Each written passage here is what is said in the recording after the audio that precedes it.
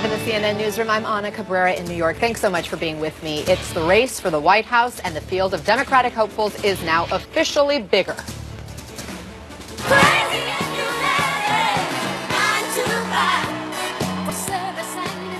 Massachusetts Senator Elizabeth Warren making it official a short time ago on a sunny but frosty morning in Massachusetts.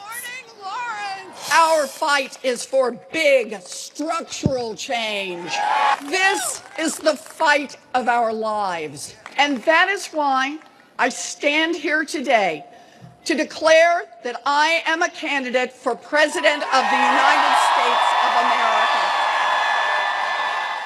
Senator Warren laying out her goals, her vision, her campaign theme in front of a historic place in Massachusetts, a cotton mill where women and immigrants led a landmark labor strike more than 100 years ago. Now, Warren's presidential run is already facing some controversy over the claims of Native American heritage that have dogged her, claims that she has since retracted several times. In fact, just a few days ago, another revelation, another apology. She's apologizing for listing her race as American Indian on a legal form in Texas in 1986. Now, no mention of that today. Her message was all about shrinking the gap between middle-class Americans and those she calls the wealthy and well-connected. And she took aim at one particular billionaire by name, the man occupying the White House today. The middle-class squeeze is real, and millions of families can barely breathe. It is not right. The Trump administration is the most corrupt in living memory. But even after Trump is gone, it won't do just to do a better job of running a broken system. We need to take power in Washington away from the wealthy and well-connected and put it back in the hands of the people where it belongs. Warren now joins several other presidential hopefuls making appearances in early voting states this weekend. You see them there: Cory Booker, Kirsten Gillibrand, Pete Buttigieg, among others. And joining us now is a man who knows all about the highs and lows that come with running for president, former presidential candidate, former Vermont governor, and former chair of the Democratic National Committee, Howard Dean. Good to see you, Governor. Thanks for being with us. What did you think of Warren's campaign rollout in the wake of this, some call it an apology tour that she's been on over the claims of having Native American heritage in the past? I think she did a good job. I think the Native American stuff has gone away. Native American communities accepted her apology, and I think that's the end of that. She got off to a great start in Iowa, and now we'll just have to see. This is going to be a big field. I think by the time we get done, 10 or 15 people are going to be in the field, and I'm guessing 4 or 5 are going to get to California after the first 4 primaries. Governor, the president has seized on Warren's heritage controversy numerous times. Here he is. We have a representative in Congress who they say was here a long time ago. They call her Pocahontas.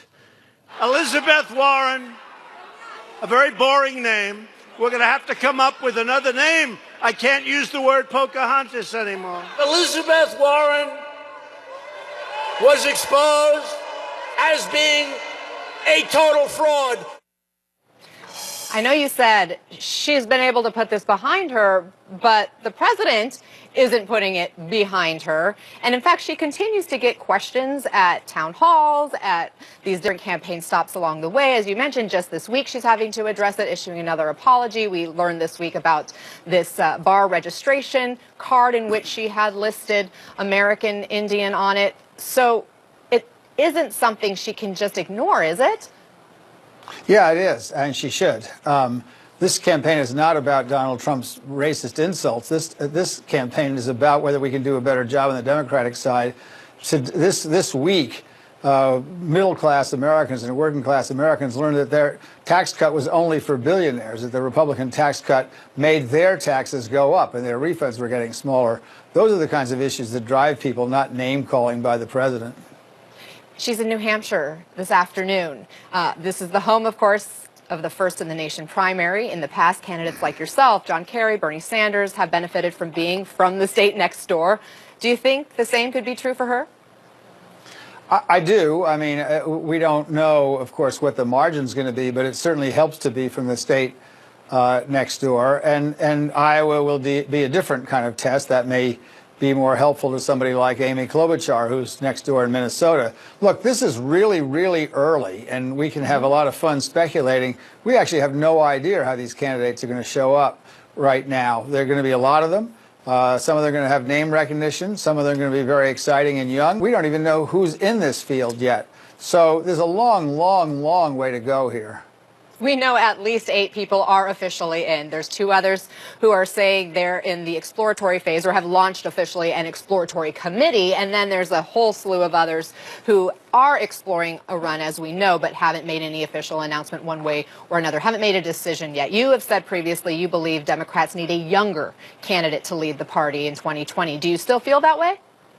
I do.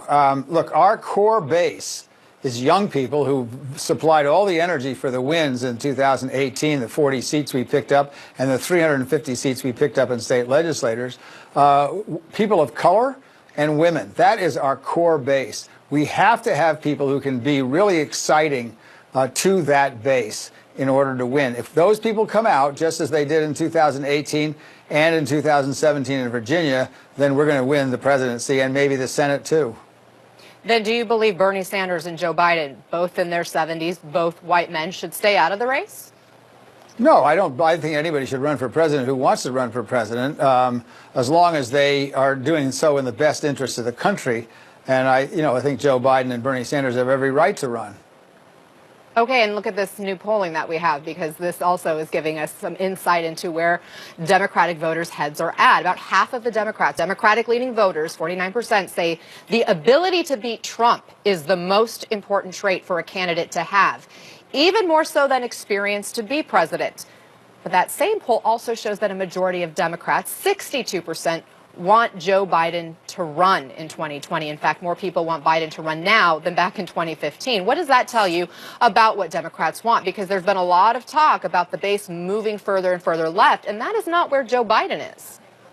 No, I think this business about the base moving farther and farther left is nonsense. I think the base is getting younger and younger and wanting younger and younger voters, but I don't think there's... It is certainly that there have been some very effective young legislators like Alexandria Ocasio-Cortez, who are pushing an envelope very hard and very well. But there's also a whole lot of people who've been elected from the middle of the country who are much more, so we say, centrist or moderate or whatever. Look, I think the most important number that in that poll, Anna, is the one that said that we want somebody to beat Joe Biden. Mm-hmm. If that, to beat President Trump.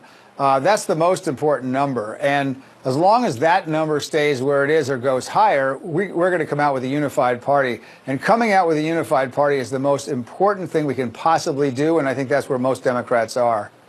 New Jersey Senator and presidential candidate Cory Booker is in Iowa this weekend, and I want to play you something he told voters there. I'm one of the few people you're going to see coming through Iowa that actually had to run something.